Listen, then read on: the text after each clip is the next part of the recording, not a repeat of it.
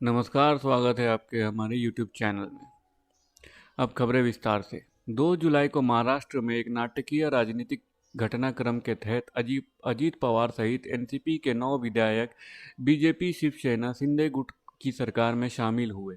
दिलचस्प ये है कि बीजेपी ने अजीत पवार सहित इन विधायकों पर भ्रष्टाचार के आरोप लगाए थे, लेकिन अजीत पवार अब राज्य के उप मुख्यमंत्री बने हैं। साथ ही उन्होंने अन्य विधायकों को भी मंत्री बनवाया है।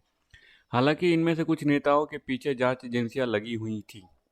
शरद पवार से पाला बदल कर सरकार में शामिल हुए इन नेताओं पर क्या क्या आरोप लग रहे हैं, देखिए पूरी सच्चाई। अजीत पवार अब एकनाथ शिंदे के सरकार में उप मुख्यमंत्री हैं। उन पर भ्रष्टाचार के गंभीर आरोप लगाने वाले और अजीत दादा चक्की पिसिंग जैसे बयान देने वाले देवेंद्र फडणवीस उनके बराबर ही उप मुख्यमंत्री के तौर पर सरकार में शामिल हैं।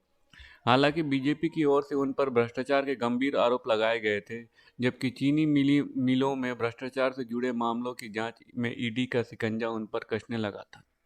पिछले साल मार्च महीने में आयकर विभाग ने उप मुख्यमंत्री अजीत पवार के रिश्तेदारों के घर पर छापा मारा था। इतना ही नहीं, आयकर विभाग ने कुछ संपत्तियां पर जब्ती भी की थी। अजीत पवार से संबंधित जरदेश्वर चीनी मिल पर जब्ती की कार्रवाई की गई थी। इस मामले में अजीत पवार पर बीजेपी नेता किरीट सोमैया ने आरोप लगाया था। सोमैया ने कहा था कि अजीत पवार का वित्तीय कारोबार अद्भुत है। किरीट सोमैया ने आरोप लगाया था कि बिल्डरों के पास उनके और उनके रिश्तेदारों के खातों में 100 करोड़ से अधिक की बेनामी संपत्ति है।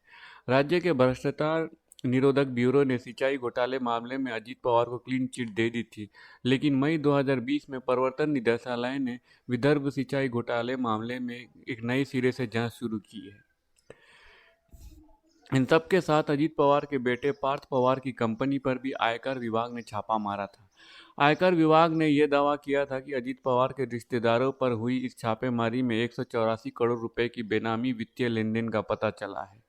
अप्रैल 2023 में टाइम्स ऑफ इंडिया की एक रिपोर्ट के मुताबिक राज्य सहकारी बैंक घोटाले के सिलसिले में ईडी ने अजीत पवार और सुनेत्रा पवार से जुड़ी एक कंपनी के खिलाफ आरोप पत्र दायर किए थे, लेकिन इसमें अजीत पवार और सुनेत्रा पवार का नाम शामिल नहीं था। इसके बाद से ही एनसीपी में बगावत की चर्चा शुरू हो गई थी। इस खबर के सामने आने के बाद अजीत पवार ने सार्वजनिक तौर पर अपनी सफाई भी दी थी। धन्यवाद। खबरें समाप्त हुई। अगर आपको हमारे वीडियो के कंटेंट पसंद आ रहे हैं तो इसे लाइक और सब्सक्राइब ज़रूर करें।